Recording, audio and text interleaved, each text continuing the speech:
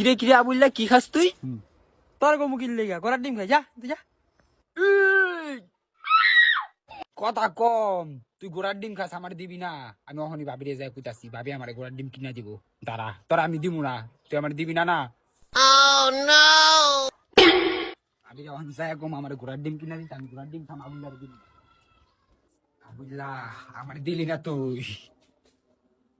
ওই ভাবি, ভাবি এই কি হিসেবে আপলা কি হিসেবে ছিল আজকে ক কি কইবি ক।